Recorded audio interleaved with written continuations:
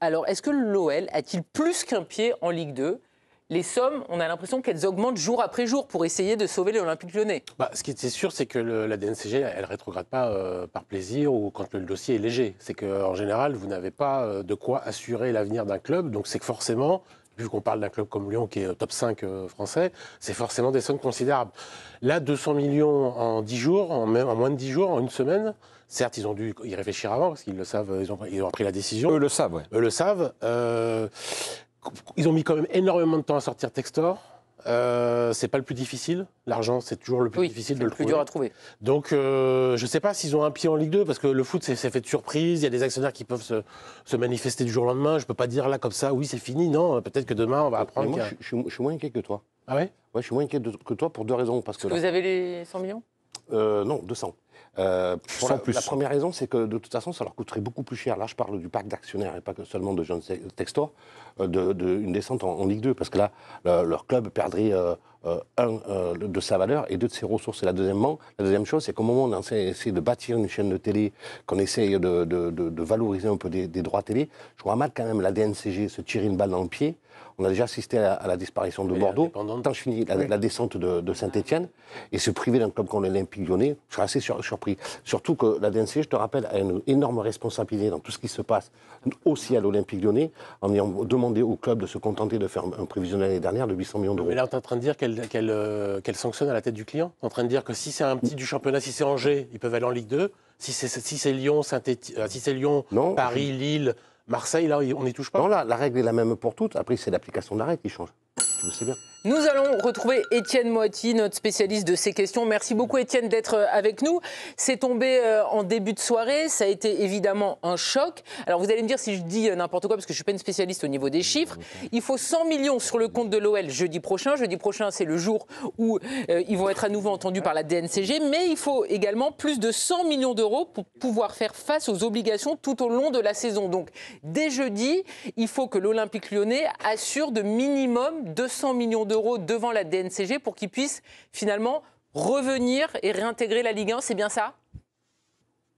Oui, tout à fait. C'est une information qui a été publiée sur le site L'Équipe, une information exclusive de l'Équipe. C'est pas juste tombé comme ça, je tiens quand même un petit peu à le préciser. Ce sont des sommes absolument considérables que doivent trouver donc les nouveaux dirigeants de l'Olympique Lyonnais en très peu de temps. Ça a été dit en plateau. 100 millions d'euros donc à déposer donc dans les comptes du club immédiatement pour pouvoir faire face aux premières obligations, celles qui interviennent au jour le jour et dans les prochaines semaines. Et puis plus de 100 millions d'euros supplémentaires donc qui sont consignés sur un compte, mais sur lequel on peut avoir accès de manière immédiate pour pouvoir tout simplement finir la saison, que l'Olympique Lyonnais ne démarre pas une saison de Ligue 1 et soit en dépôt de bilan au milieu de la saison, faussant complètement tout le championnat. Donc c'est une nouvelle évidemment extrêmement importante et un défi considérable pour les nouveaux dirigeants de l'OL. Étienne, on a l'impression que c'est quand même un séisme dans le foot français. On n'a pas de situation similaire sur les dernières années. Quand même là, l'Olympique Lyonnais est en grand danger. Bernard est plutôt confiant, mais j'ai l'impression que sur le plateau, il y a beaucoup d'inquiétudes. Un club peut tomber, un club comme l'Olympique Lyonnais pourrait tomber jeudi prochain. Mais il y en a plein de clubs qui sont déjà tombés. Non, mais là, l'argument qui a été développé par Bernard, j'y souscris pas du tout. C'est-à-dire que c'est comme si la DNCG, en fait, elle s'occupait de savoir comment on allait lancer donc la plateforme de la Ligue en termes de diffusion télé. Et ils s'en préoccupent pas une seule seconde. Ils ont un dossier à gérer, c'est celui de l'OL, et que le club lyonnais puisse démarrer, finir la saison, apporter les 200 millions qui lui sont réclamés. Évidemment, c'est mieux d'avoir Lyon dans le championnat que de ne pas l'avoir, mais c'est pas le souci de la DNCG pour le coup. De ce point de vue-là, il y a une vraie séparation et Dominique a complètement raison.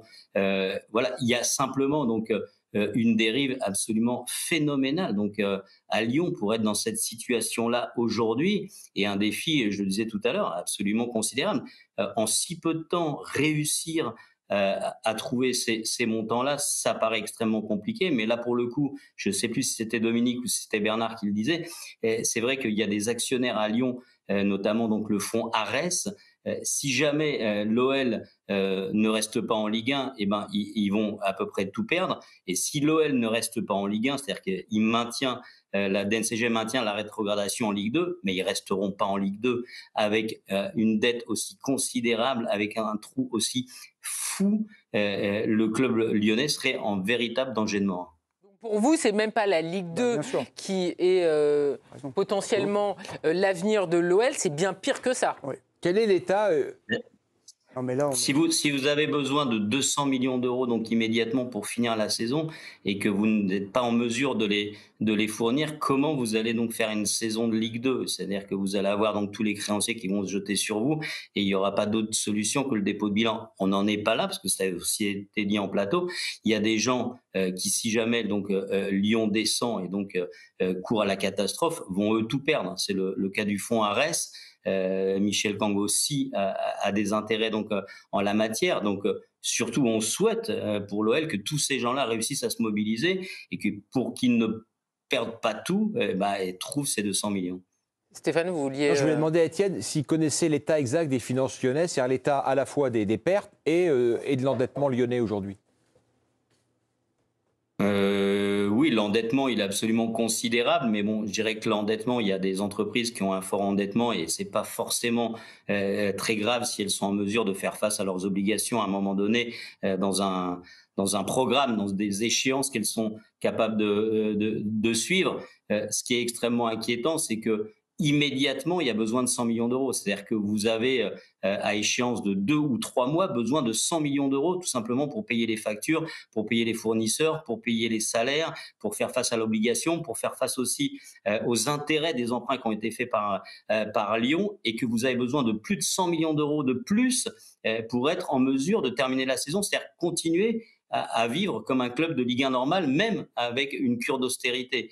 Donc, de mon point de vue, c'est presque du jamais vu. Et puis, il y en a certains qui doutent même, et on va voir comment ça va se passer, de savoir aujourd'hui ce que John Textor donc, a laissé, entre guillemets, en garantie dans les comptes du club. Est-ce que c'est véritablement à ce point-là? Je crois qu'il y a autour de 100 millions d'euros. Ou est-ce qu'il ne faudra pas là aussi un petit peu revenir? Parce qu'il y a des examens qui sont en train d'être faits par les nouveaux dirigeants de Lyon et peut-être aussi éventuellement quelques surprises. Alors, on rappelle, information l'équipe de vous, Étienne Moiti et de Régis Dupont.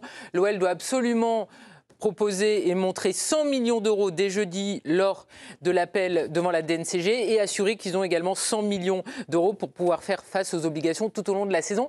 Étienne, par rapport à Michel Kang, vous en avez parlé, on la voit là, la nouvelle présidente de l'Olympique Lyonnais, celle qui est à la tête des Lyonnes, la section féminine. Elle ne peut pas découvrir l'ampleur des dégâts, là. Elle a accepté un poste de présidente en étant dans une mouise absolue? Je ne suis pas si sûr que les partenaires de John Textor avaient une vision extrêmement complète de la situation de l'Olympique Lyonnais. Évidemment, comme vous et moi, ils sentaient bien que les choses ne se passaient pas de manière formidable, mais est-ce qu'ils avaient véritablement tous les retours? J'en suis pas persuadé. Voilà, maintenant, il ne faut pas non plus être complètement pessimiste. Comme je le disais tout à l'heure, si jamais Lyon s'effondre, ceux qui sont les propriétaires du club, ceux qui l'ont financé à hauteur de 400 à 500 millions d'euros, vont tout perdre aussi. Donc, ils ont peut-être intérêt à remettre au pot aujourd'hui. Et ce sont des gens qui ont aussi énormément de moyens, que ce soit le fonds Arès, que ce soit Michel Kang. Donc, on peut aussi espérer, quand on est supporter de l'OL, que la situation, finalement, puisse finir par s'arranger. Parce que juste de petites précisions, la dette, tu peux la recapitaliser, c'est-à-dire l'étaler dans le temps, que Lyon, quand même, devrait, on l'espère, disputer la Ligue Europa. Donc ça fait rentrer des données, de l'argent quand même dans les caisses du club. Enfin, très peu. Oui, non, mais puis avec une équipe à Montréal qui va se faire éliminer au premier. Oui, ça c'est autre chose. Mais je veux dire, ils ont quand même un avenir sportif. Si là ils descendent en Ligue 2, ils en ont absolument plus du tout. Et juste la dernière chose, il y a les 100 et autres 100 millions, mais c'est propre à tous les clubs de Ligue 1. À partir du moment où il n'y a pas de droit télé cette année, c'est un peu une saison historique, les clubs doivent être capables d'assurer le fonctionnement de leur budget prévisionnel sur l'année. Alors, donc ils doivent prouver qu'ils ont 100 millions en cas de coup dur. Ils ont estimé que pour que Lyon puisse terminer la saison, en fonction du budget prévisionnel, c'est 100 millions d'euros. Mais tous les clubs de Ligue 1 sont logés à la même enseigne. Alors forcément, les montants ne sont pas les mêmes parce que ne sont pas tous dimensionnés comme l'Olympique Lyonnais. Angers et Lyon, non, évidemment pas. Mais ils ont eu cette obligation-là. Les mêmes moyens. Ce n'est pas une sanction qui a été prononcée par la DNCG. C'est une mesure de prévention, comme l'expliquait Étienne, pour éviter que les clubs, il y en ait 2, 3, 4 qui se cassent la figure en cours de saison et qui faussent le championnat. Oui, bon. De toute façon, la question, c'est on en est presque au niveau de la viabilité et de la survie à moyen et long terme. Les sommes, elles sont colossales, parce que quand on dit comme ça 100 millions, 200 millions, mais 100 millions, aujourd'hui, tu rachètes la moitié des clubs de Ligue 1. Là, c'est juste pour estomper des dettes. Et en fait, il y a des dettes de partout. Moi, c'est ça qui m'inquiète. J'ai l'impression que ça vient de partout, en fait. Et ce qui me fait peur, c'est qu'il y a des cadavres encore dans le placard, parce que j'ai bien entendu Étienne, là, ce qu'il a dit sur John Textor, là, le joueur de Bento, là. Et il a dit... L'ancien joueur de Bento. Bento, ouais. C'est toujours actionnaire. Non, mais on n'est pas à l'abri. Non, mais on n'est pas à l'abri qu'il y ait des trucs encore qui arrivent. Parce que là, il y a un truc que moi, je n'ai pas compris, c'est qu'on est passé subitement de 70 millions. Le premier chiffre qui circulait, c'était 70 millions. Et là, en fait, c'est x3, quoi. Étienne, c'est vrai alors que... c'est 100. C'est 70, 100, et après plus 100 garantie, mais pas de la spéculation sur des transferts. Vraiment des trucs garantis. On est sûr que s'il faut les verser, ils vont tomber, quoi. Étienne, Nabil, effectivement, pose cette question. Et c'est ce qu'on disait, on a l'impression qu'à chaque fois, finalement, on s'aperçoit qu'il faut un petit peu plus d'argent. On était parti sur 70, maintenant c'est 100, plus 100 de garantie. Comment ça se fait qu'en fait, il y ait ces changements de montant, qu'on les apprenne petit à petit? Parce qu'Étienne n'avait pas les bons chiffres. Non, c'est pas ce qu'on dit. Oh, on peut taquiner le président. Non, mais plus sérieusement, d'abord, ce ne sont pas donc des chiffres et des données qui sont publics. Donc, c'est-à-dire que c'est aux journalistes d'aller les chercher. Et voilà, on travaille et on n'a pas forcément tous les éléments donc, du premier coup. Ce qui avait été écrit dans nos colonnes, c'est que c'était au moins 70 millions d'euros. Donc, il fallait en effet pour Lyon. Mais donc, c'est au moins 70 millions. Donc, c'est plus de 100 millions. Et ça, c'est l'argent qu'il faut mettre immédiatement. Mais il y a aussi, et Bernard l'a extrêmement bien expliqué, ce qui est le fonctionnement donc, et les obligations qui sont données au club par la DNCG, c'est-à-dire qu'aujourd'hui, vu la situation, il faut pouvoir garantir l'ensemble de la saison. Tous les risques qui sont pris, ils doivent être garantis financièrement avec une garantie à première demande, c'est-à-dire que s'il y a un besoin, vous vous tournez vers l'établissement bancaire et vous pouvez récupérer l'argent. Donc voilà, cet élément-là, c'est plus de 100 millions d'euros supplémentaires, donc il va falloir les apporter pour que Lyon puisse passer le cut de la DNCG. Donc l'île de la spéculation, c'est terminé, quoi.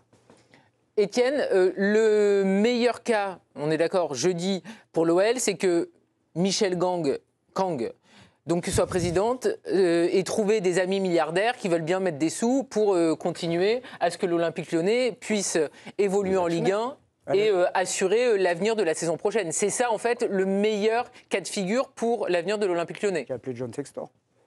Oui, mais il y a de toute façon donc des dirigeants, des nouveaux dirigeants, on va dire, qui sont au courant de la situation comptable du club. Alors il y a peut-être quelques cadavres supplémentaires dans les placards, mais enfin l'essentiel il est là. La DNCG a envoyé donc les attendus de la décision qui a été prise. Donc ils savaient extrêmement précisément ce qu'ils doivent fournir donc en appel le 10 juillet pour que ça passe.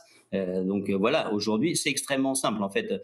Un enfant de 10 ans comprend extrêmement facilement comment ça fonctionne. Vous avez 200 millions à garantir, vous les garantissez, 100 millions dans les comptes du club et 100 millions sur un compte bancaire. Je pense que Michel Kang et le fonds Ares, ils savent très bien à quoi s'en tenir, où ils veulent le faire, où ils ont les moyens de le faire, et Lyon restera en Ligue 1, où ils n'en ont pas les moyens, où ils n'en ont pas l'intention, et Lyon descendra en Ligue 2 et peut-être encore beaucoup plus bas. Et donc, s'ils n'en ont pas les moyens ou pas l'intention, comme vous le dites, est-ce que jeudi prochain, ils peuvent venir en présentant un budget pour évoluer en Ligue 2 en disant, voilà, nous, on peut assurer que ça, donc un budget qui est digne de la Ligue 2 et qui peut nous permettre de repartir en Ligue 2 sans non plus avoir un effondrement total?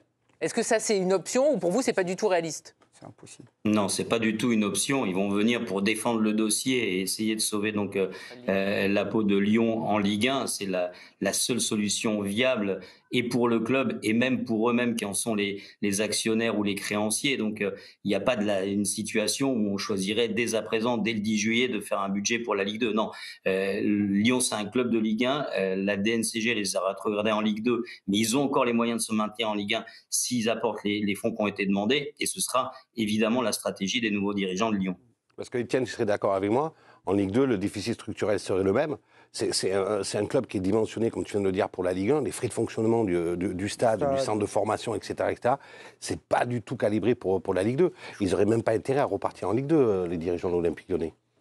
Non. Mais de toute façon, s'ils n'étaient pas capables d'apporter les garanties donc pour ne pas être rétrogradés, ça veut dire qu'ils n'ont pas les 200 millions d'euros. Et les dettes, ils les auraient toujours. Les créances, elles existeraient toujours. Les salaires, il faudrait toujours les payer. Les fournisseurs, il faudrait toujours les payer. L'URSSAF, il y aurait toujours des dettes. Et donc, ça veut dire qu'il y aurait une dégringolade du club, évidemment. Et c'est franchement pas ce qu'on souhaite pour Lyon.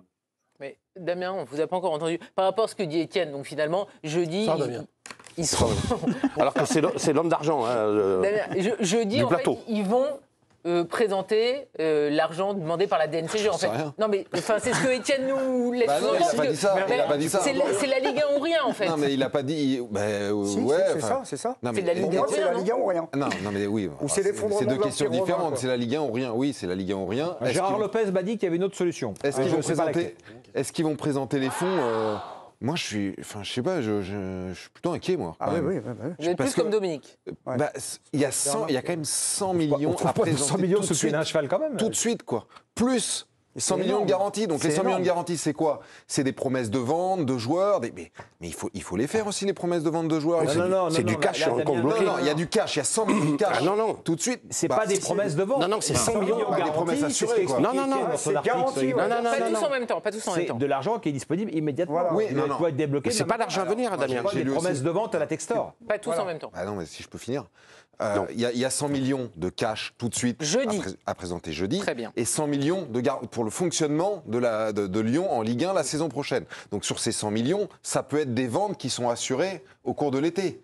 On peut, j'en sais rien. Est-ce que s'ils arrivent jeudi, je pose la question à Étienne. Il dit non. S'ils arrivent, Attendez, il va poser sa question. Donc le 10 juillet, c'est relou, Damien. hein. Franchement, non. Si jeudi ils disent on a 50 millions d'assurés de vente de Fofana. Est-ce que ça rentre dans les 100 millions de garantie? Je crois pas, mais Étienne va nous dire.